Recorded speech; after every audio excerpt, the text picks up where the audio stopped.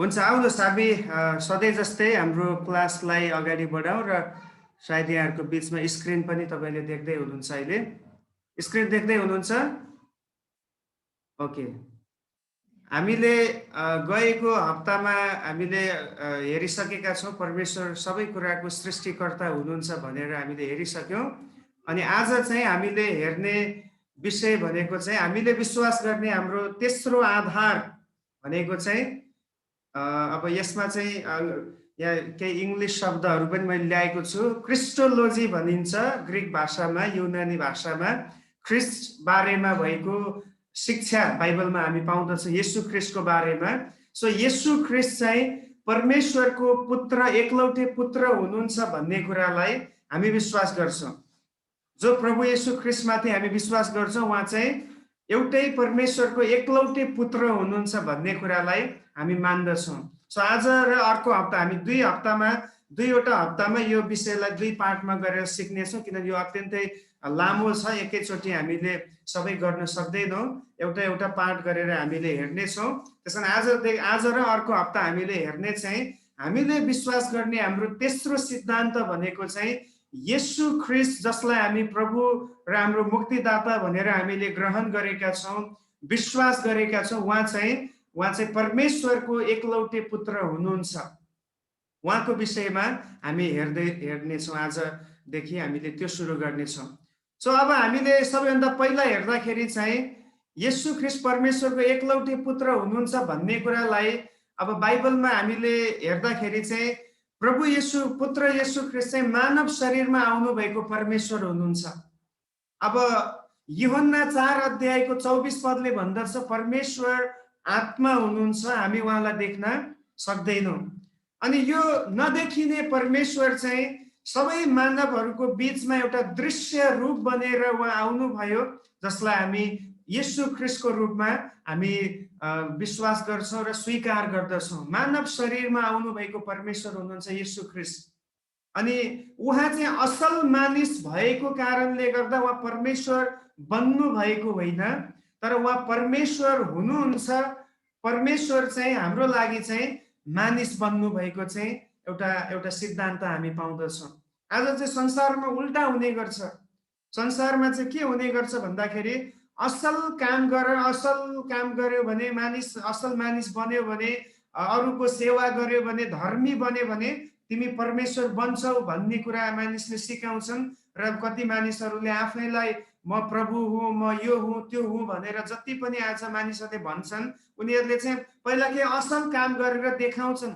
अनि उनीहरू चाहिँ म परमेश्वर मेरो पछि लाग भन्ने गर्छन् त्यसरी येशू ख्रिस्ट परमेश्वर बन्नु भएको होइन उहाँ चाहिँ अलरेडी परमेश्वर हुनुहुन्छ त्यो परमेश्वर चाहिँ हाम्रो निम्ति मानिस बनेर आउनु भएको हो हालेलुया यही हो सुसमाचारको एउटा रहस्य भनेकै परमेश्वर मानव स्वरूपमा आउनुभयो मानिसको रूपमा उहाँ आउनुभयो भन्ने नै बाइबलको सुसमाचार हो अनि यहाँ केही पदहरू हामीले हेर्यौँ भने यूहन्ना 1 अध्यायको 1 पदमा यहाँ दिपा मसँगै हुनुहुन्छ उहाँले पढेर सुनाउनुहुन्छ दिपाले आदिमा वचन हुनुहुन्थ्यो वचन परमेश्वरसँग हुनुहुन्थ्यो अनि वचन परमेश्वर हुनुहुन्थ्यो अब 14 पद पनि त्यसैको अनि वचन देहधारी हुनुभयो अनि के हुनुभयो रे त्यो आदिमा हुनुभएको वचन जो चाहिँ परमेश्वरको पुत्रलाई देखाइरहेको छ उहाँ चाहिँ के हुनुभयो देहधारी हुनुभयो र अनुग्रह र सत्यताले पूर्ण भई हाम्रा बीचमा वास गर्नु र अनुग्रह र सत्यताले पूर्ण भएर तपाई हाम्रो बीचमा वास गर्नु भएको छ अनि हामीले उहाँको महिमा देख्यौं उहाँको भन्दाले नदेखिने परमेश्वरको महिमा देख्यौं ख्रीष्ट येशूद्वारा महिमा देख्यौं जुन महिमा पिताबाट आउनु भएको एकमात्र पुत्रको जस्तो थियो हेर्नुस् जुन महिमा चाहिँ कसको जस्तो थियो रे पिताबाट आउनु भएको एकमात्र पुत्रको जस्तो थियो अब पुत्र येशूलाई देख्ने बित्तिकै या पुत्र येशूसँग संगत गर्ने बित्तिकै मानिसहरूले यो बुझ्न सक्ने थिए कि येशू चाहिँ साधारण मानिस होइन उहाँ चाहिँ परमेश्वरको एकलौटे पुत्र हुनुहुन्छ भन्ने कुरा उहाँको जीवनबाट नै मानिसहरूले देख्ने गर्दथे, किनभने त्यो एउटा उहाँको लाइफस्टाइल नै त्यस्तो बनेको थियो। जस्तो एउटा ईश्वरीय लाइफस्टाइल हुने गर्छ, स्वभाव हुने गर्छ, त्यही स्वभाव त्यही व्यवहार चाहिँ यहाँ हामी येशू ख्रीष्टको जीवनमा पनि भएको देख्छौँ। सो यहाँ के भनिएको छ, परमेश्वर तपाईको र मेरो निम्ति मानिस बनेर आउनुभयो रे। यही वचन देहको रूपमा, शरीरको रूपमा हाम्रो बीचमा वास गर्नुभयो। अब हिब्रू 1 अध्यायको 1 देखि 3 पदसम्म पनि हामी यसलाई पढ्नेछौँ। हिब्रू 1 अध्यायको 1 देखि 3 पद। प्राचीन कालमा हाम्रा पिता पुर्खाहरूसँग अगमवक्ताहरूद्वारा धेरै र विभिन्न किसिमले परमेश्वर बोल्नुभयो। तर यी आखिरी दिनहरूमा उहाँ आफ्ना पुत्रद्वारा हामीसँग बोल्नु भएको छ। हजुर, पुत्रलाई नै उहाँले सबै कुराका उत्तराधिकारी नियुक्त गर्नुभयो। उहाँद्वारा नै समस्त सृष्टि रच्नु पनि भयो। उहाँ नै परमेश्वरका महिमाको प्रतिबिम्ब, उहाँ नै परमेश्वरका महिमाको प्रतिबिम्ब र परमेश्वरकै स्वभावको वास्तविक रूप, सो प्रतिरूप हुनुहुन्छ। हेर्नुहोस्, यहाँनिर बताइएको छ परमेश्वरकै स्वरूपको प्रतिरूपको वास्तविक रूप हुनुहुन्छ उहाँ। अनि र सम्पूर्ण विश्वलाई आफ्नो शक्तिको वचनले सम्हाल्नुहुन्छ। पापको शुद्धि गर्नु भएपछि महिमित परमेश्वरको दाहिने बाहुलीपट्टि उच्च स्थानमा उहाँ विराजमान हुनुभयो। अब यहाँ पनि हामी येशू ख्रीष्टलाई परमेश्वरको पुत्रको हैसियतमा हिब्रूको लेखकले उहाँको बारेमा बताएको हामी देख्दछौँ। अरू पदहरू छ, अहिले सबै हामी पद पढ्दैनौँ। पहिलो यूहन्ना 1 अध्यायको 1 देखि 2 मा, कलस्सी 1 अध्यायको 15 पदमा, गलाती 4 को 4 मा र फिलिपी 2 अध्यायको 5 देखि 8, यी सबै पदहरूले र अरू पनि धेरैवटा पदहरू छन् जसले हामीलाई यो कुरा सिकाउँछ, यो कुरालाई बताउँछ कि येशू ख्रीष्ट चाहिँ अचानक प्रकट हुनु भएको या बिना उद्देश्य आउनु भएको भनेर बताउँदैन, तर उहाँ चाहिँ परमेश्वरबाट एउटा विशेष काम पुरा गर्नको लागि उहाँ पठाइनु भएको एकमात्र पुत्र हुनुहुन्छ भन्ने कुरा यी सबै पदहरूले बताउँदछ। त्यसकारण यी पदहरूलाई तपाईले नोट गर्न सक्नुहुन्छ, पछि पनि तपाईले टिप्न सक्नुहुन्छ। हामी अझै अगाडि बढ्नेछौँ। अब हामीले येशू ख्रीष्टको बारेमा सिक्दाखेरि सबैभन्दा पहिलो कुरा हामीले के सिक्छौँ भने ख्रीष्टको पूर्व अस्तित्व, प्री एक्जिस्टेन्स अफ क्राइस्ट।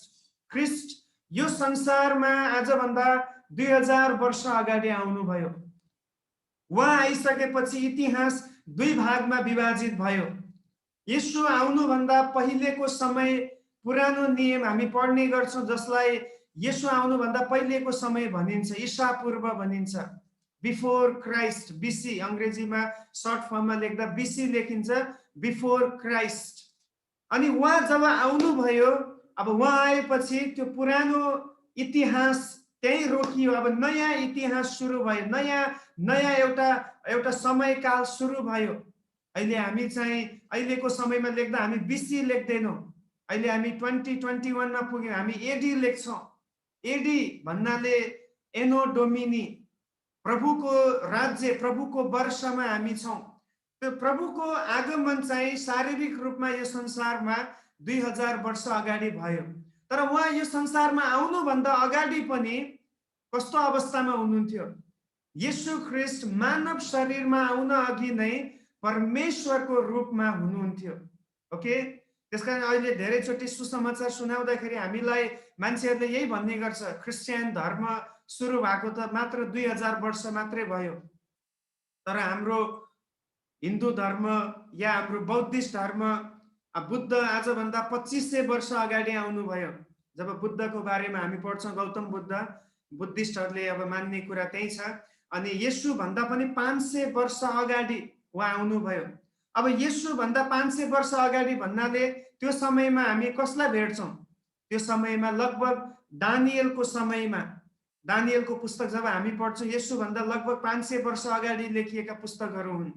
अनि इजकियल अगमवक्ता, एजरा, नहेम्या, एस्तर, यता हाग्गै, जकरिया, मलाकी, यी पुस्तकहरू लेखिएको समयको कालमा गौतम बुद्ध आउनु भएको थियो। सो बुद्धिस्टहरूले सिधा भन्न सक्छ कि तिमीहरूको येशू भन्दा त हाम्रो बुद्ध भगवान चाहिँ आजभन्दा अझ पुरानो हो, येशू भन्दा 500 वर्ष पहिला आउनु भएको हो।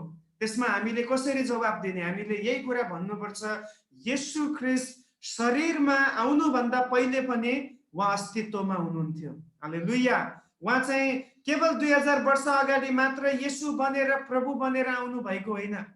उहाँ पहिलेदेखि नै सनातन कालदेखि नै परमेश्वरको स्थानमा उहाँ हुनुहुन्थ्यो। अघि हामीले यूहन्ना 1:1 मा पनि पढ्यौं, आदिमा वचन हुनुहुन्थ्यो रे। सुरुमा सबैभन्दा स्टार्टिङमा हामीले हेर्दाखेरि उहाँ चाहिँ वचन हुनुहुन्थ्यो। वचन चाहिँ अब समय पुगिसकेपछि के हुनुभयो? देह धारण भएर आउनुभयो। सो एक दुईवटा पद यहाँ छ, हेर्नुहोस् त। अब तपाईले यूहन्ना 1:1 देखि 3 त अघि नै पढिसक्यौं। कलस्सी 1:16 पदलाई हामी पढ्नेछौँ। कलस्सी 1:16 वचन। किनकि उहाँमा नै सबै थोक सृष्टि भएका थिए। किनकि उहाँमा नै सबै थोक सृष्टि भएका थिए। उहाँ भन्नाले कसमा? येशू ख्रीष्टमा।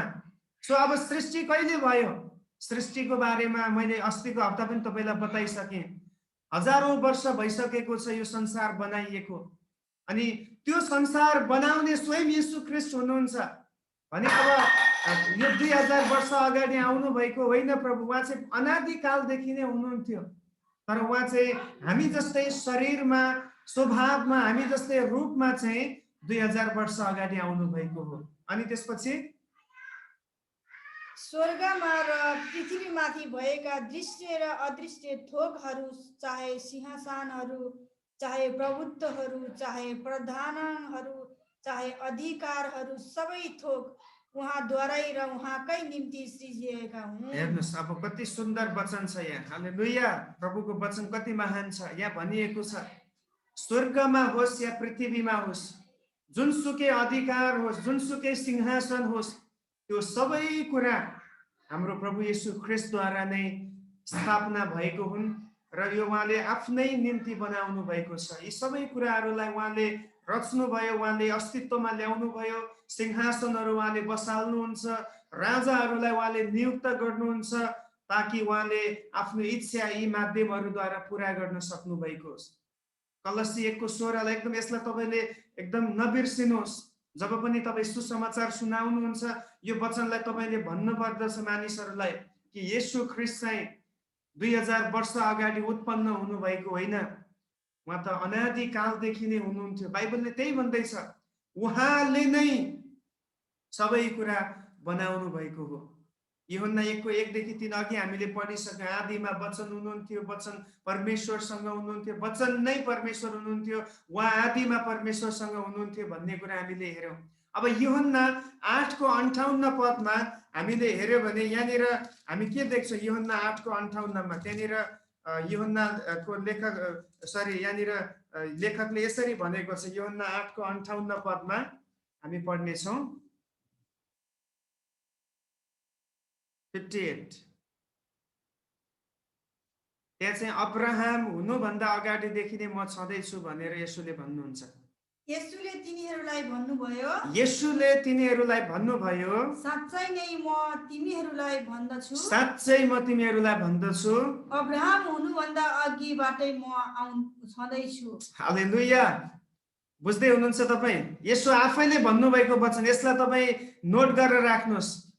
येशू आफैले भन्नुभयो, अब्राहम हुनुभन्दा अघिदेखि नै म छँदैछु। अब यहुदीहरूले सधैँभरि भन्ने गर्दथे कि हामी चाहिँ अब्राहमको वंशका हौं।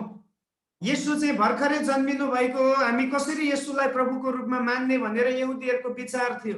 तर येशूले यही भन्नुहुन्छ कि तिमीहरूले जो अब्राहमसँग धाक लगाउँछौ त्यो अब्राहम हुनुभन्दा अघिदेखि नै म थिएँ।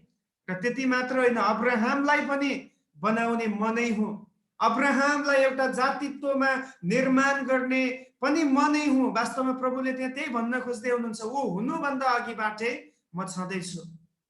अब यहोवाको साक्षीहरू भन्ने एउटा अब झुटो शिक्षामै आउँदछ। त्यो क्रिस्चियनको समूहमा आउने झुटो शिक्षा यहोवा विटनेसेसहरू भन्ने। अनि यिनीहरूले भन्ने कुरा चाहिँ यही हो, येशू ख्रीष्ट चाहिँ परमेश्वरको सृष्टि हो, परमेश्वरले सृष्टि गर्नु भएको मध्ये एउटा सृष्टि हो भनेर उनीहरूले भन्ने गर्छ। सो उनीहरूले येशूलाई प्रभुको रूपमा मान्दैनन्, एउटा दूतको रूपमा, एउटा शक्तिशाली आश्चर्य कर्म गर्ने व्यक्तिको रूपमा मात्रै यो समूहले लिने गर्छ। अनि अरू पनि कतिवटा समूहहरू छ जसले येशूलाई त्यसरी नै विचार गर्ने गर्छ। तर बाइबलले भन्छ उहाँ चाहिँ अनादिदेखि नै हुनुहुने परमेश्वर हुनुहुन्छ। उहाँलाई कसैले बनाएको होइन, तर उहाँले नै संसारमा भएको यावत थोकहरूलाई बनाउनु भयो भन्ने कुरा हामी देख्दछौँ। सो यो पदहरूको आधारमा हामी यो बुझ्दछौँ ख्रिस्ट चाहिँ यो संसारमा आउनुभन्दा अगाडिदेखि नै उहाँ हुनुहुन्थ्यो, महिमित रूपमा हुनुहुन्थ्यो। फिलिपी 2:5 तल पढ्दा हामी त्यही कुरा पाउँछौँ। उहाँले यो सबै स्वर्गको महिमालाई छोडेर उहाँ आउनुभयो भनाइको अर्थ बुझ्दै हुनुहुन्छ। सबै कुरा उहाँसँग थियो, महिमामा हुनुहुन्थ्यो। तर यस संसारमा आउँदाखेरि चाहिँ 2000 वर्ष अगाडि आउँदा चाहिँ त्यो सबै कुरालाई उहाँले छोडेर आउनु भएको छ। हामी अझै अगाडि बढौँ। अब हामीले हेर्दाखेरि ख्रिस्ट येशूमा भएका गुणहरूको विषयमा हामीले विचार गर्नुपर्छ। धेरैवटा गुणहरू छ, तर हामी केहीलाई फोकस गर्नेछौँ। ख्रिस्ट येशूमा चाहिँ ईश्वरीय र मानवीय एकताको रूपमा हामी उहाँको जीवनमा हामी देख्छौँ। Christ as the union of divinity and humanity. ख्रिस्ट ईश्वरीय र मानवीय एकताको रूपमा। अब संसारमा एउटै मात्र व्यक्ति हुनुहुन्छ येशू ख्रिस्ट, जसमा दुईवटा स्वभावहरू थिए। एउटा चाहिँ ईश्वरीय स्वभाव थियो, अर्को चाहिँ मानवीय स्वभाव थियो।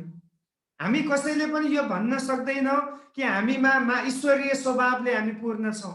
हामी कसैले भन्न सक्दैनौँ हामी मानवीय स्वभावमा भएका व्यक्तिहरू हौँ। हामी बिस्तारै बिस्तारै प्रभुको वचन सिकेर, प्रभुको आत्माद्वारा हामी भरिएर, परमेश्वरमा हामी अझ नजिकमा रहेर हामी ईश्वरीय गुणहरूलाई हामी पाउन सक्छौँ। तर हामी पूर्ण रूपमा ईश्वरीय स्वभावमा छैनौँ। हामीमा एउटा मात्रै स्वभाव छ, त्यो हो मानवीय स्वभाव।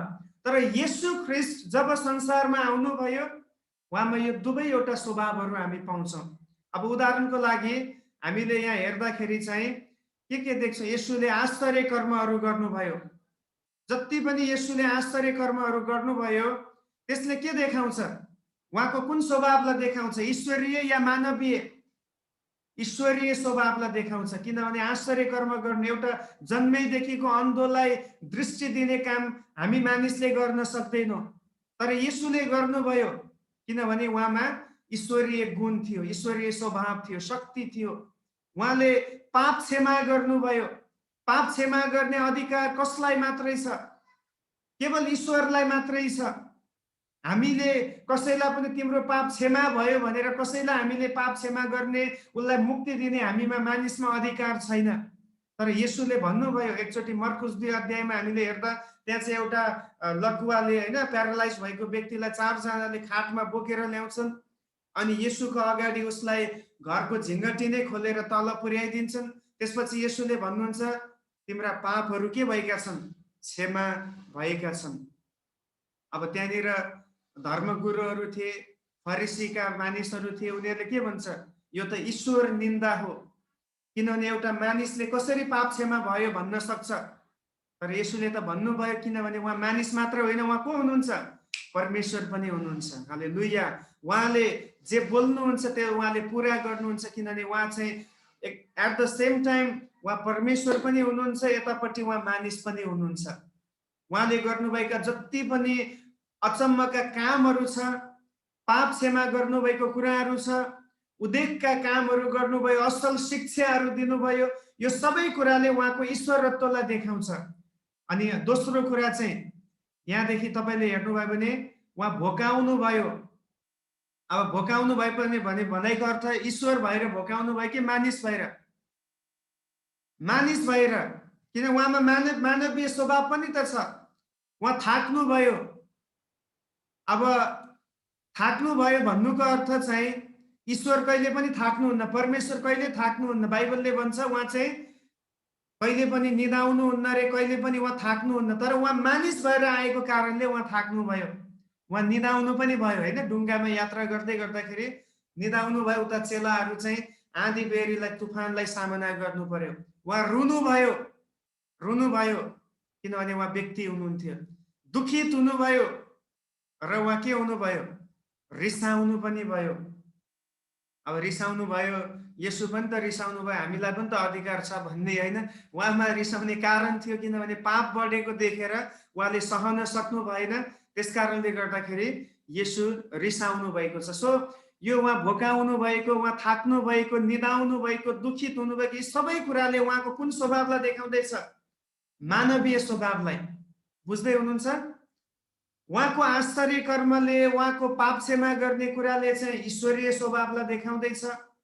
तर यतापट्टि उहाँ चाहिँ फेरि शरीरमा भएको कारणले थाक्नु भयो, यो सबै हुनुभयो, जसले चाहिँ उहाँको मानवीय स्वभावलाई देखाउँदैछ। त्यसकारण येशू ख्रीष्ट चाहिँ कुनै एउटा ज्ञान मात्र होइन कि उहाँ आउनुभयो या यस्तो गर्नुभयो भनेर कति झुटो शिक्षाले ज्ञानको रूपमा मात्र लिन्छ, तर उहाँ एउटा हिस्टोरिक पर्सन पनि हुनुहुन्छ, ऐतिहासिक व्यक्ति हुनुहुन्छ, जसको बारेमा हामी यी कुराहरू देख्न सक्दछौँ। हामी अझै अगाडि बढ्दै जानेछौँ। येशूको क्रुसको मृत्युले, अब यहाँ मैले एउटा सानो व्याख्या ल्याएको छु। येशू ख्रीष्ट जब क्रुसमा मर्नुभयो, येशूको क्रुसको मृत्युले उहाँको मानवीयतालाई देखाउँदैछ। क्रुसमा मर्नुभयो एउटा मानिस बनेर, तर उहाँ जब पुनरुत्थान हुनुभयो, पुनरुत्थानले चाहिँ उहाँको ईश्वरीयतालाई देखाइरहेको छ। हालेलुया। हेर्नुहोस् है, मृत्युले चाहिँ उहाँ मानिस हुनुहुन्छ भनेर देखाउँछ, किन जन्मिएपछि एक दिन मर्नुपर्छ। हामी सबैको पापलाई लिएर उहाँ मर्नुभयो, तर जब फेरि उहाँ तेस्रो दिनमा मृत्युबाट पुनर्जीवित हुनुभयो, त्यसले केलाई प्रुफ गर्दैछ? कि उहाँ केवल मानिस मात्र होइन, उहाँ परमेश्वरको पुत्र हुनुहुन्छ। हालेलुया।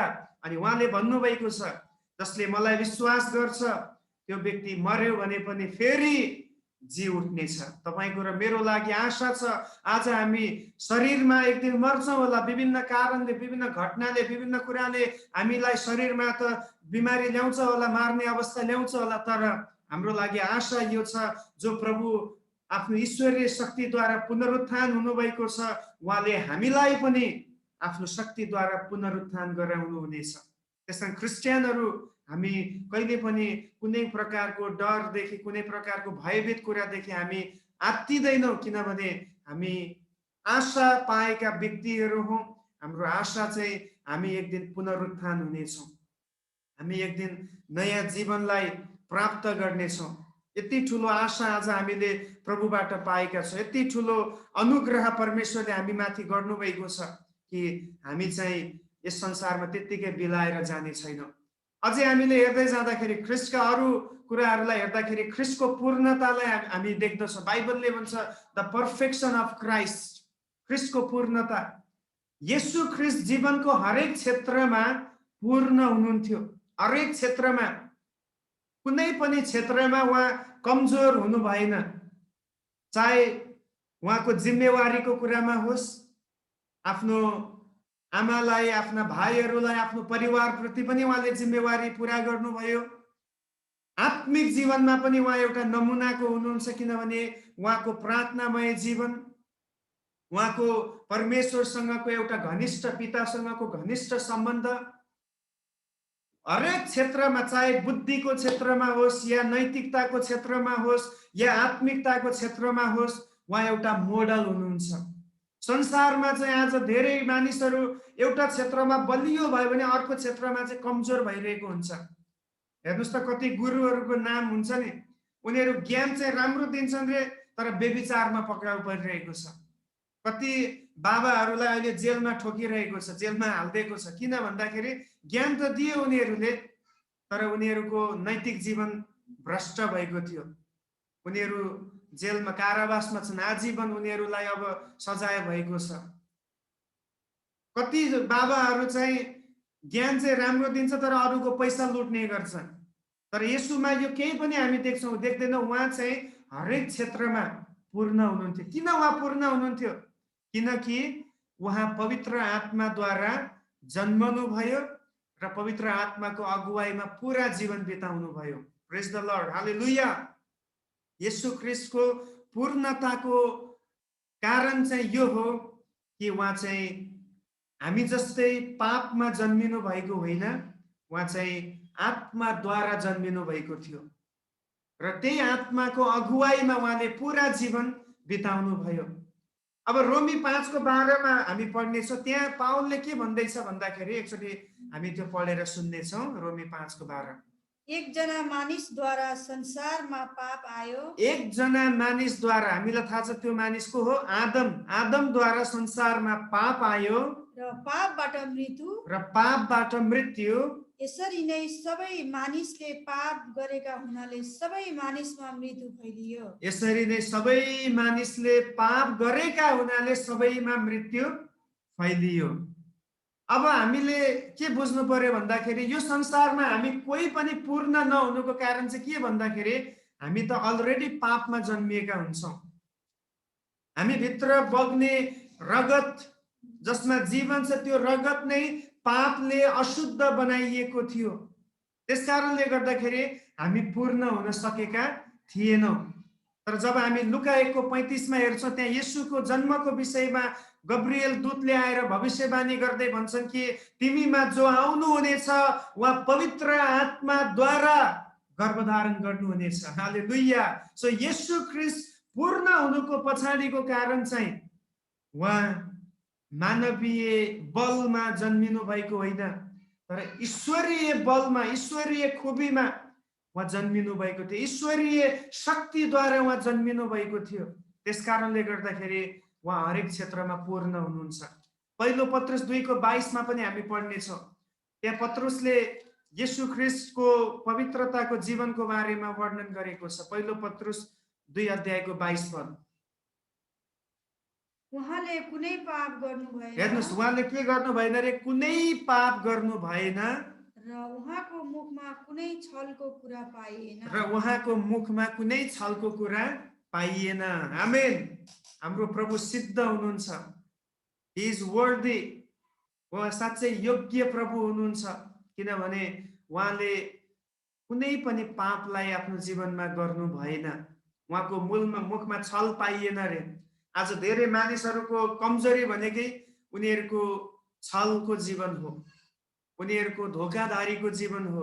तर प्रभु चाहिँ आफ्नो बोलीमा, आफ्नो वचनमा, आफ्नो कर्ममा, सबै क्षेत्रमा उहाँ चाहिँ दोष रहित जीवन उहाँले बिताउनु भयो। उहाँलाई न्याय गर्ने पिलातुसले के भन्छ येशूको बारेमा? जब हामी सुसमाचारको पुस्तकमा पढ्छौँ, यो व्यक्तिमा म केही पनि दोष भेट्टाउँदिन। हालेलुया। यो चाहिँ न्याय गर्ने व्यक्तिले भनेको कुरा हो।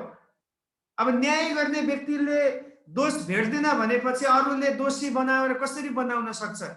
जब माथिको जजले नै तिमी निर्दोष छौ भनेर भनिसकेपछि तलको मान्छेले दोषी ठहराएर दोषी हुन सक्दैन।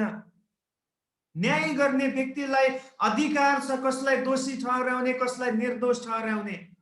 जब पिलातुसले येशूको बारेमा सबै छानबिन गरे, उनले येशूमा एउटा पनि दोष, एउटा पनि गल्ती भेट्टाएनन्।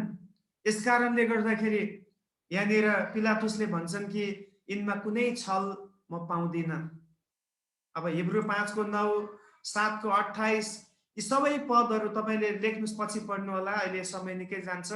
यी पदहरू पढ्दाखेरि यही कुरा पाउनुहुन्छ कि उहाँको जीवन चाहिँ एउटा सिद्ध जीवन थियो, एउटा पूर्ण जीवन थियो। अनि आज एउटा च्यालेन्ज तपाईँको र मेरो लागि यही छ। आज हामीमा पनि यो पवित्र आत्मा वास गर्नु भएको छ।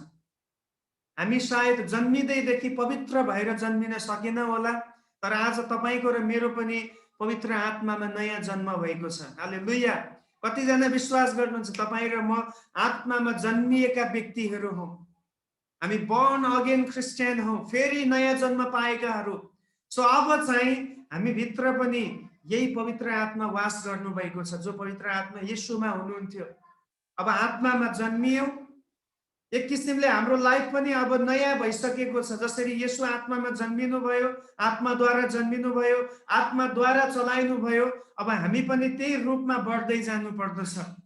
यो पवित्र आत्माले हामीलाई पाप रहितको जीवनको निम्ति उहाँले हामीलाई प्रेरणा दिनुहुनेछ। उहाँले हामीलाई पापबाट अलग्ग भएर जिउनको लागि उहाँले हामीलाई शिक्षा दिनुहुनेछ र हामीलाई त्यसतर्फ डोर्याउनु हुनेछ। प्रिय, आज यदि तपाईँ यो पवित्र आत्माको आवाज सुनेर आफ्नो जीवन उहाँमा समर्पित गरी जिउनलाई निर्णय गर्नुहुन्छ भने तपाईँबाट पनि सिद्धता बढ्दै जानेछ। तपाईमा ख्रीष्टका स्वभावहरू झल्किन थाल्नेछन् र तपाईँ उहाँकै पूर्णतामा तपाईँ बढ्दै जान सक्नुहुनेछ, किनभने त्यही पवित्र आत्मा तपाईँ र म भित्र पनि वास गर्नुभएको छ। यो तपाईँको र मेरो लागि सौभाग्यको कुरा हो। हामीले यति महान पवित्र आत्मा हामी भित्र पाएका छौँ। तपाईँ अनुभव गर्न सक्नुहुन्छ यो कुरालाई। तपाईँ भित्र परमेश्वरको आत्मा वास गर्नुभएको छ। सायद धेरैचोटि उहाँलाई अनुभव गर्न, उहाँको कुरा सुन्न हामीसँग समय हुँदैन होला, तर याद गर्नुहोस्, तपाईँले र मैले भुल्न नहुने कुरा, हामी भित्र यो आत्मा वास गर्नुभएको छ। आज कतिको हामी उहाँलाई मान्यता दिँदैछौँ, उहाँको आवाजलाई हामी सुनेर अगाडि बढ्दैछौँ। अब हामी येशू ख्रीष्टको भूमिकाको विषयमा विचार गर्नेछौँ। म सबै कुरा सारांशमा बताउँदैछु। अब एकदमै डिटेलमा हामी जाँदैनौँ। हामीले के विश्वास गर्छौँ भन्ने कुरालाई हामी हेर्दैछौँ। हामी यो विश्वास गर्छौँ कि येशू ख्रीष्ट चाहिँ परमेश्वरको एकलौटे पुत्र हुनुहुन्छ र त्यो पुत्रसँग जोडिएका केही विशेषताहरूलाई हामी हेर्ने कोसिस गर्दैछौँ। अब येशू ख्रीष्टको रोल, उहाँको भूमिकाहरू के छ भन्दाखेरि, उहाँ चाहिँ यो संसारमा आउनुको पछाडि परमेश्वरीय योजनालाई पूरा गर्नको निम्ति आउनु भएको थियो। यूहन्ना 8:28 र 29 पदलाई पढ्नेछौँ। यसकारण येशूले भन्नुभयो, जब तिमीहरूले मानिसको पुत्रलाई माथि उचाल्नेछौ, म उही हुँ भनी तिमीहरूले थाहा पाउनेछौ। माथि उचाल्नेछौ भनेपछि मानिसहरूले परमेश्वरको पुत्रलाई कुन बेला माथि उचाले? क्रुसमा टाँगेर। यहाँ भन्न खोजेको प्रभुले त्यही हो है, म चाहिँ क्रुसमा चढ्नको निम्ति आएको हुँ। त्यही हो परमेश्वरको योजना नै। किनभने जबसम्म उहाँ क्रुसमा चढ्नुहुन्न तबसम्म हामी परमेश्वरलाई भेट्न सक्दैनौँ। सो उहाँलाई क्रुसमा चढाउने काम कसले गर्दैछ? माथि चढाउने काम यही मानिसहरूले नै गर्दैछ। त्यसकारण येशूले भन्नुभयो, जबसम्म तिमीहरूले मानिसको पुत्रलाई माथि उचालिएको देख्दैनौ तबसम्म के रे? अनि फेरि म उही हुँ भनी तिमीहरूले थाहा पाउनेछौ। म उही हुँ भनी तिमीहरूले थाहा पाउनेछौ। उही भन्नाले I am that I am. म परमेश्वर, म मसीहा हुँ भनेर तिमीहरूले बुझ्नेछौ जब तिमीहरूले मलाई क्रुसमा देख्नेछौ। अब क्रुसमा देख्नेछौ, यो कुरा एकदम गहिरो कुरा छ प्रिय। यहाँनिर किन क्रुसमा चाहिँ पापीलाई झुन्ड्याइनु पर्ने स्थान हो क्रुस चाहिँ। तर यहाँ परमेश्वरको पुत्र क्रुसमा झुन्ड्याइँदै हुनुहुन्छ बिना पाप, बिना गल्ती। भने उहाँ को हुनुपर्छ? उहाँ मसीहा हुनुपर्छ। जब मानिसहरूले उहाँलाई क्रुसमा देख्नेछन्, उनीहरूले उहाँ मसीहा नै हुनुहुन्छ भनेर विश्वास गर्नेछन्, गर्नुपर्नेछ। आज हामीले पनि विश्वास गर्ने कुरा यही हो, मेरो मुक्तिदाता क्रुसमा मर्नुभयो, मलाई उद्धार गर्नलाई उहाँ क्रुसमा चढ्नुभयो। हामी त्यही कुरालाई विश्वास गर्छौँ। हाम्रो विश्वासको अर्को कुनै रहस्य छैन। हाम्रो विश्वासको रहस्य भनेको यही हो कि येशू ख्रीष्ट हाम्रो पापको निम्ति क्रुसमा बलिदान हुनुभयो। अनि अझै अगाडि, र म आफ्नै अधिकारमा केही गर्दिन, तर पिताले सिकाउनु भए अनुसारका कुराहरू बोल्दछु भनी जान्नेछौ। तर पिताले सिकाउनु भए अनुसारका कुराहरू बोल्दछु भने जान्नेछौ। हेर्नुहोस्, उहाँ आफ्नै अधिकारमा या आफ्नै सोचमा उहाँ अगाडि बढ्नु भएन। यदि त्यस्तो हो भने त उहाँ क्रुसमा चढ्न नै गाह्रो थियो उहाँलाई पनि, किनभने उहाँ पनि त अघि हामीले हेऱ्यौँ मानवीय जीवन पनि त उहाँमा छ। जसरी हामीलाई पिट्दाखेरि दुख्छ, उहाँलाई पनि दुखिरहेको थियो। उहाँलाई चाहिँ नदुख्ने उहाँको शरीरै नभएको होइन त, शरीर त तपाईँको र मेरो जस्तै हो उहाँको पनि। तर उहाँले किन क्रुसलाई पनि खुसी साथ स्वीकार गर्नुभयो? किनभने उहाँ पिताको योजनालाई पूरा गर्न आउनुभएको एकलौटे पुत्र हुनुहुन्थ्यो। उहाँ परमेश्वरको धार्मिकतालाई पूरा गर्न हाम्रो निम्ति पाप बन्नुभयो। दोस्रो कोरिन्थी 5:21 पावलले यही भन्छ कि पाप नचिन्नु हुनेलाई उहाँले हाम्रो खातिर पाप बनाउनु भयो।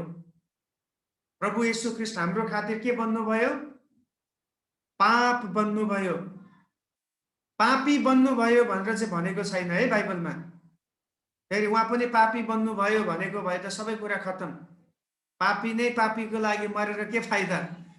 धर्मी व्यक्ति पापीको लागि पाप चाहिँ बन्नुभयो। अब पाप र पापीमा फरक कुरा छ। पाप भनेको चाहिँ अब कुनै कुरा भयो, कुनै अब चोरी डकैती नराम्रा परमेश्वरको विरोधमा भएका सबै कुरा पाप हो। पापी भन्नाले चाहिँ त्यो गर्ने व्यक्ति, त्यो त्यसलाई कर्म गर्ने व्यक्ति पापी हो। अब येशूले त यो केही पनि गर्नु भएन, तर उहाँ पाप चाहिँ बन्नुभयो। भनेको अर्थ हामी सबैको पापलाई उहाँले आफूमाथि लिएर क्रुसमा परमेश्वरको धार्मिकतालाई उहाँले पुरा गर्नुभयो। दोस्रो कोरिन्थी 5:21 त्यही लेखिएको छ। अब हामी अलिकति येशू ख्रीष्टको जन्मको विषयमा हामी हेर्नेछौँ। म सायद आज येशू ख्रीष्टको जन्म र एक दुईटा पोइन्टहरू मात्र बताएर आजलाई रोक्नेछु, किनभने धेरै भयो भने पनि गाह्रो पर्छ। र जे हामीले सिकेका छौँ त्यसलाई तपाईँले सिरियसली लिनुहोस्। यो चाहिँ अब धेरै नै गहिरो कुराहरू हो, एउटा निचोडमा सिकाइने कुराहरू हो।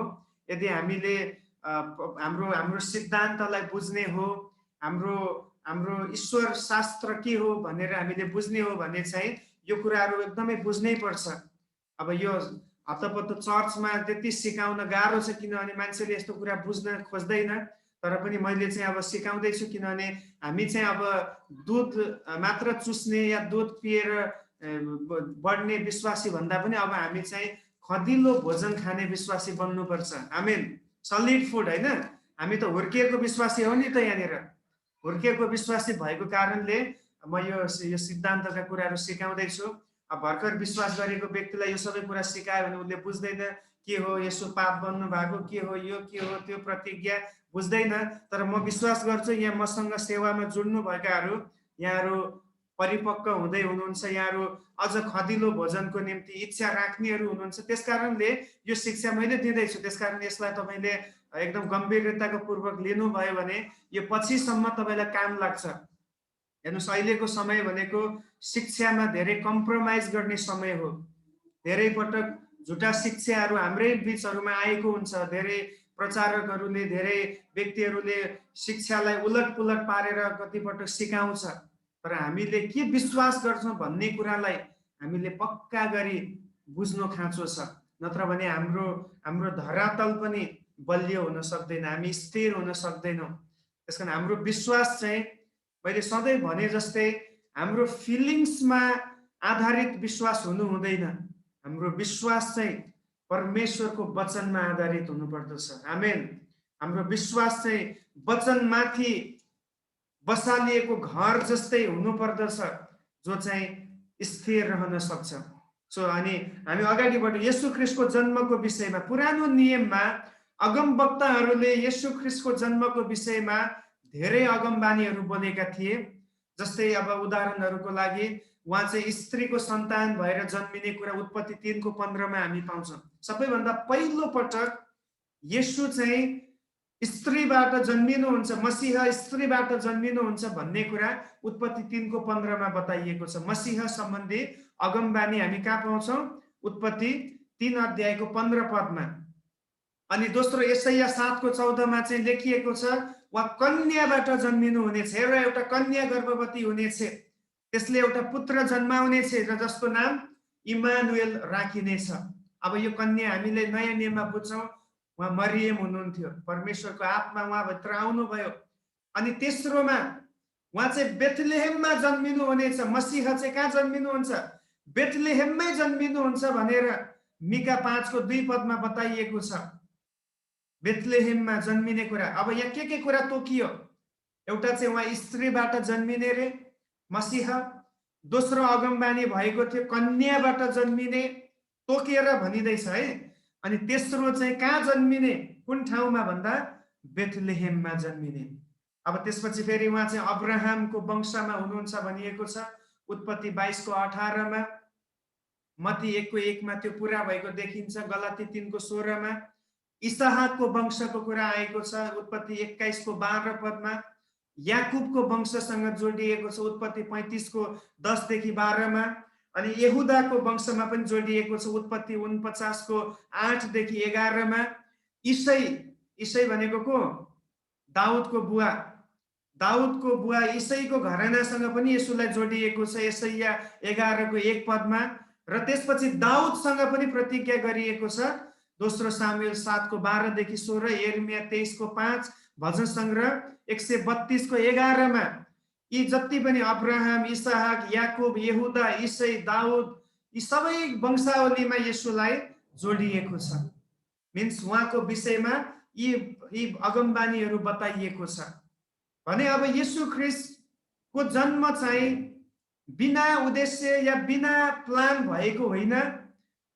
वर्षौंदेखि जब पाप आयो त्यो बेलादेखि नै मसीहको पनि सुरुवात गरियो, मसीह पठाउने योजना बनाइयो। परमेश्वरले मसीहलाई पठाउँछु भनेर पहिलो पटक नै उत्पत्ति 3 को 15 मै बोल्नु भयो। त्यसपछि यता मलाकीसम्म उहाँले बारम्बार अगमवक्ताहरूद्वारा अगमबानी बोलै गर्न लाउनु भयो कि मसीह आउनु हुनेछ, मसीहलाई म तिमीहरूको निम्ति पठाउने छु भनेर उहाँले बोल्नु भएको हामी पाउँदछौँ। त्यसपछि अझै हामी जाँदाखेरि उहाँ कन्याद्वारा जन्मनु भयो। अब हामी सबैलाई थाहा छ यशाया 7 को 14 कहाँ पुरा भएको छ, मत्ती 1 को 20 र 25 पदमा उहाँ चाहिँ कन्याद्वारा जन्मनु भयो। त्यसपछि दोस्रोमा उहाँले पवित्र जीवन जिउनु भयो। अघि नै पनि हामीले यो कुरा हेरिसकेका छौँ। उहाँको जीवनलाई हामी हेर्दैछौँ, उहाँको जन्म कन्याद्वारा भएको छ। मिन्स कुनै पनि स्त्री आफै त्यत्तिकै प्रेग्नेन्ट हुँदैन जबसम्म ऊ कुनै पुरुषसँगको सम्बन्धमा आउँदैन। तर यहाँ चाहिँ कन्या पवित्र आत्माद्वारा भरिएर त्यो शक्ति पाएर उनले गर्भधारण गरेको हामी पाउँछौँ र उहाँले पवित्र जीवन बिताउनु भयो। हिब्रू 4 को 15, पहिलो पत्रस 2 को 22 मा अघि नै पनि हामीले हेरिसकेको छौँ, जोहरूले भन्छ कि उहाँ चाहिँ पाप रहित हुनुहुन्थ्यो।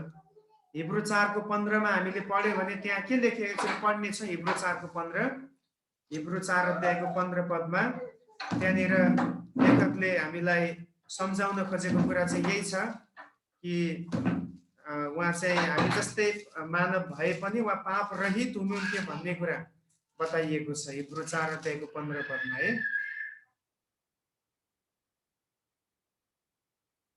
किनकि हाम्रा प्रधान पुजारी हाम्रो दुर्बलतामा हामीसँग सहानुभूति देखाउन नसक्ने हुनुहुन्न, तर हामी जस्तै उहाँ सबै कुरामा परीक्षित हुनुभयो। के हुनुभयो रे? परीक्षित हुनुभयो र पनि पाप रहित हुनुहुन्थ्यो। र पनि कस्तो हुनुहुन्थ्यो? पाप रहित हुनुहुन्थ्यो। आमेन। भनेपछि अब पाप गर्ने अवस्थाहरू धेरै आयो प्रभुको अगाडि, आए थियो परीक्षाहरू। अब हामी माथि जसरी आउँछ हामी भन्दा बढी उहाँलाई आउँथ्यो, किनभने उहाँलाई त जसरी हुन्छ शैतानले पापमा गिराउनु शैतानको उद्देश्य थियो। एकचोटि यदि यसोले कुनै पाप गर्नु भएको भएदेखि शैतानले यही भन्न सक्ने थियो कि तपाईको पुत्रद्वारा मुक्ति हुन सक्दैन, किन उसले पनि पाप गरेको छ। सो यसोलाई कति धेरै टेन्सन थियो संसारमा हुँदा, कसरी हुन्छ मैले आफूलाई जोगाउनु पर्छ, कसरी हुन्छ मैले त्यो क्रुसको मृत्युको समयसम्म मैले आफूलाई पापदेखि बचाएर राख्नुपर्छ। उहाँ त्यो कुराले उहाँ जहिले पनि त्यो कुराबाट उहाँ चाहिँ एकदमै चिन्तित हुनुहुन्थ्यो कि मैले मेरो जीवनलाई पापबाट बचाएर रहनुपर्छ। त्यसकारण उहाँ सफल पनि हुनुभयो, उहाँले पवित्र जीवन जिउनु भयो। अनि हामी तेस्रोमा देख्छौँ उहाँ हाम्रो पापको निम्ति क्रुसमा मर्नुभयो। यशाया 53 को 4 देखि 6 पद त्यहाँ हामीले पढ्यो भने देख्छौँ। त्यहाँ एकचोटि हामी पढौँ यशाया 53 को 4 देखि 6 पद। त्यहाँ येशू ख्रीष्ट चाहिँ हाम्रो अपराधहरूको निम्ति छेडिने अनि हाम्रो निम्ति उहाँ चाहिँ क्रुसमा टाँगिने कुराहरू बताइएको छ। निश्चय नै उहाँले हाम्रा निर्बलताहरू बोक्यो र उसले हाम्रा निर्बलताहरू बोक्यो र हाम्रा दुःख भोग्यो तापनि हामीले उसलाई परमेश्वरबाट हिर्काइएको उहाँबाट पिटिएको र दुःखमा परेको सम्झ्यौं अनि अझै र तर ऊ त हाम्रा अपराधहरूका निम्ति छोडियो। भनेपछि येशू ख्रीष्ट हाम्रो अपराधहरूको निम्ति उहाँ छेडिनु भयो। उहाँको हात छेडियो, खुट्टा छेडियो किलाद्वारा, के को निम्ति रे? बाइबलले भन्दैछ हैन, हाम्रो अपराधको निम्ति, हाम्रो पापको निम्ति, अनि हाम्रा अधर्मका निम्ति उपेलियो, हाम्रो अधर्मका निम्ति उपेलियो, हामीसित शान्ति हामीमा शान्ति ल्याउने दण्ड उसमाथि पर्यो, हामीमा शान्ति ल्याउने दण्ड, हामीमा चाहिँ शान्ति ल्याउने तर येशूमा चाहिँ दण्ड, उहाँको दण्डले हामीमा शान्ति ल्यायो भन्न खोजेको है। अनि उसमाथि परे र उसको कोर्राको चोटले हामी निको भयौं। हालेलुया, उसको कोर्राको चोटले हामी निको भयौं। 6 पद पनि हामी सबै भेडा जस्तै झै बरालिएका छौं, हामी हरेक आफ्नै बाटोतिर लागेका छौं र परम प्रभुले उसमाथि हामी सबैको अधर्म हालिदिनु भएको छ। हुन्छ, अब यो पदहरू पढ्दाखेरि हामीले के बुझ्छौं? यसले यही बुझाउँदैछ, येशू ख्रीष्ट क्रुसमा टागिनु, त्यहाँ उहाँमाथि दण्ड पर्नु, कोर्रा खानु, उहाँ छेडिनु, यो सबै चाहिँ हाम्रै अपराध र पापको निम्ति भएको थियो। सो बाइबल स्पष्ट छ। मानिसहरूले अब कतिवटा आरोप लाउँछ, येशूलाई त उहाँ पनि पापी भएको कारण मार्यो भनेर संसारको मान्छेले, तर बाइबलले त यो भन्दैछ नि त, कहीँ पनि यो भनेको छैन कि ऊ आफ्नो निम्ति क्रुसमा चढ्यो या आफ्नो गल्तीको कारण क्रुसमा चढ्यो भनेर लेखेको छैन। जहाँ पनि पढ्नुहोस्, यो सबै हाम्रो आधार हो कि येशू किन क्रुसमा मर्नुभयो भन्दाखेरि त्यसको आधारै यही हो, त्यसको जग नै यही हो। यसैया 53 को 4 र 6 पद, 4 देखि 6, हाम्रो कारणले गर्दा हाम्रो अधर्मको लेखा उहाँबाट लियो, यो कारण हामी पाउँदछौँ। सो येशू कन्याद्वारा जन्मिनु, उहाँ पवित्र जीवन जिउनु र हाम्रो पापको निम्ति क्रुसमा मर्नु, यी कुराहरूले चाहिँ के देखाउँदैछ भन्दाखेरि उहाँ मानवीय जीवनमा आउनु भएको थियो। अब उहाँ मर्नुभयो भन्नाले अब उहाँको मृत्युमा के कुरा पुरा भएको छ, 2-3 कुरा हामी हेर्नेछौँ, त्यसपछि हामी आजलाई यति नै राख्नेछौँ। उहाँ क्रुसमा मर्दाखेरि चाहिँ एउटा चाहिँ सब्स्टिट्युसन भएको छ। सब्स्टिट्युसन भन्नाले चाहिँ हाम्रो सट्टामा गरिएको, अघि पनि हामीले पढ्यौँ, हाम्रो साटोमा उहाँ झुन्ड्याइनु भयो। येशू ख्रीष्ट मानिसको पापको साटोमा मोल तिर्न क्रुसमा मर्नुभयो। अब यहाँ स्पष्ट बताइएको छ हैन, मर्कुस 10 को 45 मा के भनिएको छ? मानिसको पुत्र हराएकालाई खोज्न र बचाउनको निम्ति आएको हो। अब बचाउनु पर्ने समूह चाहिँ हामी हौ, तर बचाउनको निम्ति जीवन दिने चाहिँ येशू ख्रीष्ट हुनुहुन्छ। यही हो सट्टामा भनेको। हामी चढ्नु पर्ने ठाउँमा उहाँ चढ्नु भयो। पहिलो पत्रुस 2 को 24 पद, यसलाई हामी पढौँ। पहिलो पत्रुस 2 अध्यायको 24 पद हेर्नुहोस्। यस्ता यस्ता पदहरू, यति आशिषित पदहरू छ, यसलाई तपाईँहरूले लेखेर राख्नुहोस्, एकदमै राम्रो छ यो। पहिलो पत्रुस 2 को 24 मा यहाँ यसरी लेखिएको छ, हामी पापको लेखी मरेर धार्मिकताको लेखी जिउ भनी उहाँले क्रुसमा आफ्नै शरीरमा हाम्रा पाप बोक्नुभयो, उहाँकै चोटहरूद्वारा तिमीहरू निको पनि भयो। आमेन। सो सट्टामा भनेको यही हो, सब्स्टिट्युसन भनेको। जसरी एउटा उदाहरण दिइन्छ, एउटा जज हुनुहुन्थ्यो रे, अनि न्यायाधीश, अनि त्यो न्यायाधीशको छोराले चाहिँ एक दिन एउटा क्राइम गर्छ। क्राइम गरिसकेपछि अब पुलिसले त न्यायाधीशको छोरालाई पनि पक्रिने भयो, पक्रेर लग्यो, उसमाथि अब कानुन लाग्यो, धारा लाग्यो, अनि त्यो धाराले चाहिँ उसलाई मृत्युदण्ड दिनुपर्छ भनेर तोकिदियो। त्यसपछि न्यायाधीशले फैसला सुनायो, यसले पाप गरेको छ, यसको दण्ड हुनै पर्छ। उसले त्यो दण्डको घोषणा गरिसकेपछि के भन्छ उसले भन्दाखेरि, यो व्यक्तिको साटोमा, मेरो छोराको साटोमा म मेरो जीवनलाई मर्नको निम्ति म दिन तयार छु, म दिन चाहन्छु। मेरो छोरालाई जीवन बक्सियोस्, तर म मेरो छोराको सजाय भोग्नको लागि तयार छु। एउटा बुवाको मन हैन, एउटा अब जज भएको कारणले उहाँले फैसला सुनाउनु भयो, दण्ड दिनुपर्छ पाप गरेको कारणले, तर छोरा भएको कारणले बाउले भन्दैछ कि छोरालाई जीवन बक्सियोस्, तर त्यसको मृत्यु चाहिँ म सहनेछु। हो, यसलाई हामी भन्न सक्छौँ सब्स्टिट्युसन। छोरा मर्नुपर्ने ठाउँमा बाउले नै त्यो सजायलाई भोगिदियो। अनि यही कुरा हो प्रिय हाम्रो येशू ख्रीष्टको बलिदान पनि। हामी तागिनु पर्ने, हामीले चोट सहनु पर्ने ठाउँमा उहाँले आफ्नो पुत्रलाई हाम्रो साटोमा त्यहाँ त्यो ठाउँमा पुर्याउनु भयो। अब यहाँ जहिले पनि एउटा शब्द चलाइन्छ, येशूले मूल्य तिरेर हामीलाई किन्नुभयो, उहाँले हामीलाई मोल तिरेर छुडाउनु भयो भनेर भन्ने गर्छ। एउटा प्रश्न, उहाँले कसलाई मूल्य तिर्नु भयो त? त्यसो भए कसलाई मूल्य तिर्नु भयो? किनभने उहाँ त सबै कुराको मालिक हो, उहाँले कसलाई मूल्य तिर्नुपर्छ र? के उहाँले शैतानलाई गएर ल अब मैले मूल्य तिरेँ भनेर शैतानलाई मूल्य तिर्ने हो र? शैतान त पापको भागीदार हो, त नरक जाने व्यक्ति हो। उहाँले मूल्य तिर्नु भयो भन्ने शब्द वास्तवमा उहाँले कसैलाई गएर केही तिरेको त्यस्तो केही पनि होइन, एउटा धार्मिकतालाई उहाँले पुरा गर्नु भएको हो। धार्मिकता भन्नाले के हो?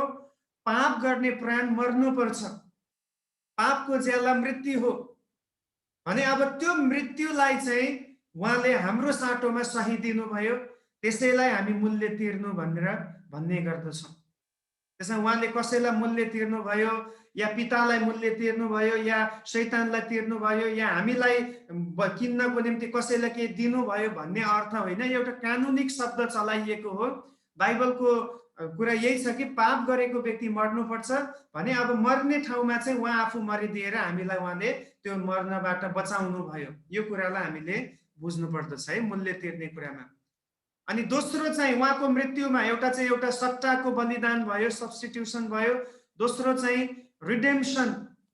रिडेम्सन भन्नाले मुक्ति या छुटकारा।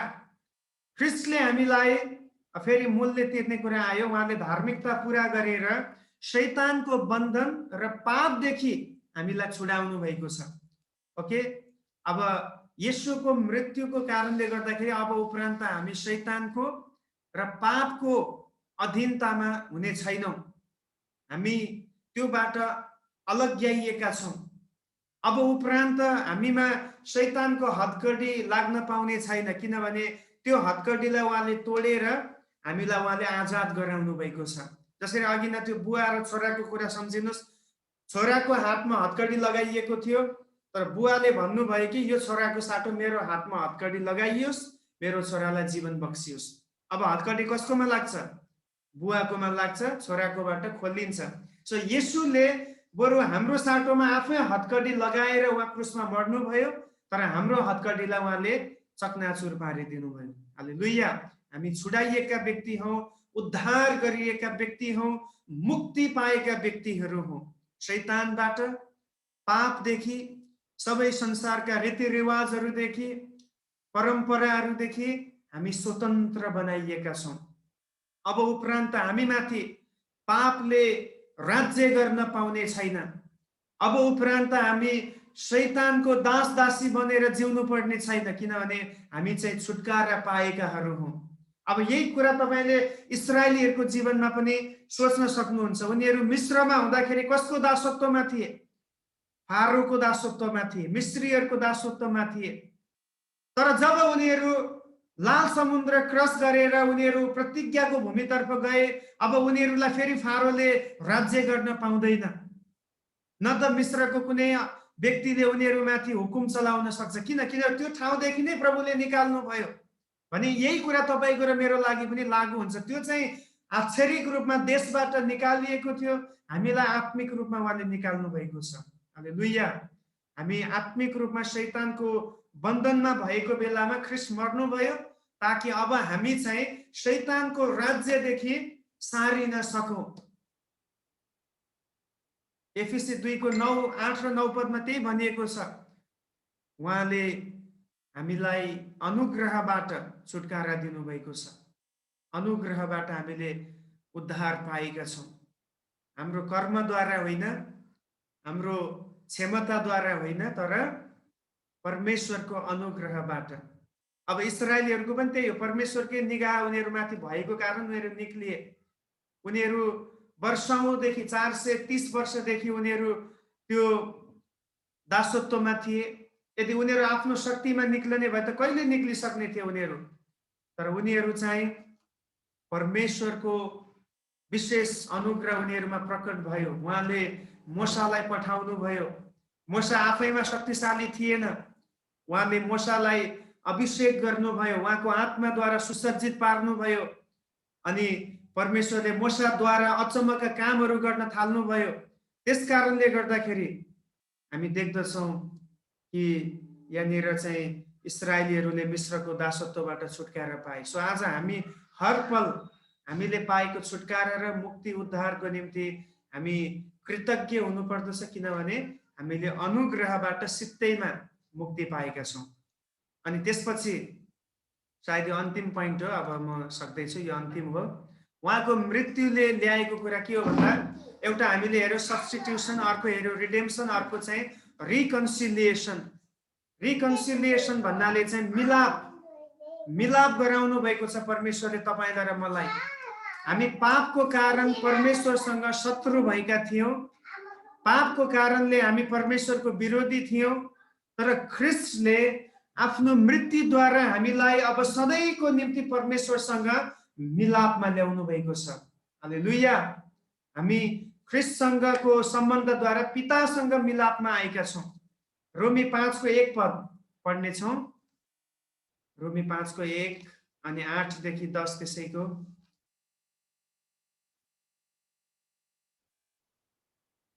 यसै कारण विश्वासद्वारा धर्मी ठहरिएर हाम्रा प्रभु येशू ख्रीष्टद्वारा परमेश्वरसँग हाम्रो मिलाप भएको छ। हेर्नुस्, अब भनिएको छ विश्वासद्वारा धर्मी ठहरिएर हाम्रा प्रभु येशू ख्रीष्टद्वारा परमेश्वरसँग हाम्रो मिलाप भएको छ।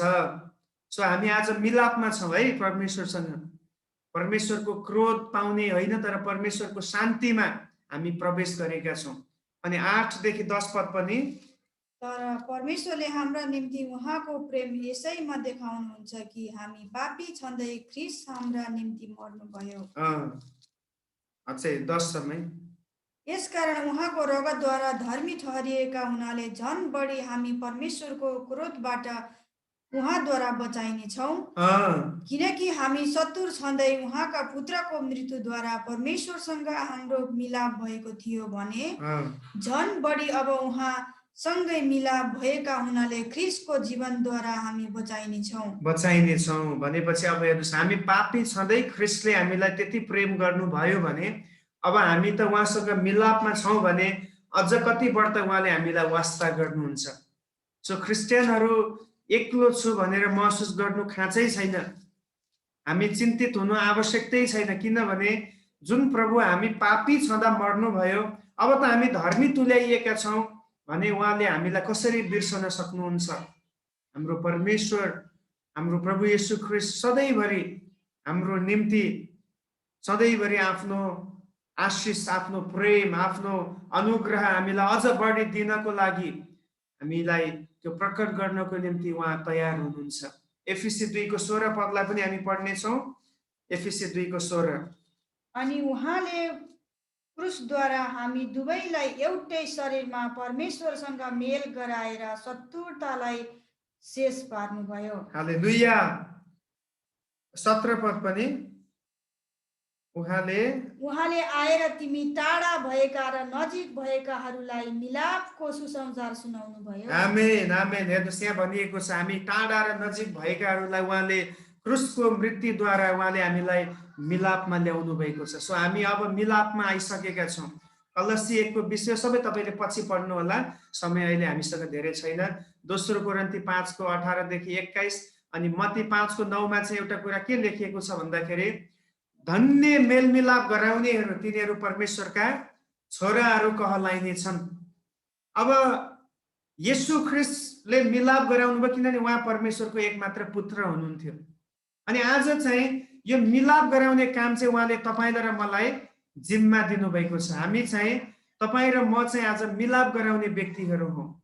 हामी संसारमा भएका परमेश्वरदेखि टाढिएका व्यक्तिहरूलाई, संसारमा परमेश्वर रहित भएका व्यक्तिहरूलाई आज परमेश्वरसम्म ल्याउनको निम्ति हामीले ठुलो भूमिका खेल्नु पर्दछ। जसरी ख्रीष्ट येशू परमेश्वरको पुत्र भएर मिलापमा ल्याउनु भयो, अब हामी पनि पुत्रको दर्जामा आइसक्यौँ। जतिले पितालाई पुत्रलाई ग्रहण गरे तिनीहरू पिताको सन्तान भए भनिएको छ। सो हामी पुत्रहरू हौँ, पुत्रीहरू हौँ। त्यसैले हाम्रो अब काम भनेको, हाम्रो सेवा भनेको यही हो, बिछोडमा भएका मानिसहरूलाई परमेश्वरसँग मिलापमा ल्याउनु। हालेलुया। आउनुहोस् हामी यसै वचनको साथमा प्रार्थना गरौँ। आज हामीले हेरेको कुरा यही नै हो कि ख्रिस्ट येशू परमेश्वरको एकलौटे पुत्र हुनुहुन्छ, जसले हामीलाई बचाउनको निम्ति उहाँ जन्म लिएर आउनुभयो, उहाँ मारिनुभयो अनि उहाँले मिलापको सेवा गर्नुभयो। हामी अझै उहाँको पुनरुत्थान र उहाँको दोस्रो आगमन सम्बन्धी कुरा अर्को हप्ता हामी हेर्नेछौँ। आजलाई हामी यति नै राख्नेछौँ। आउनुहोस् हामी प्रार्थना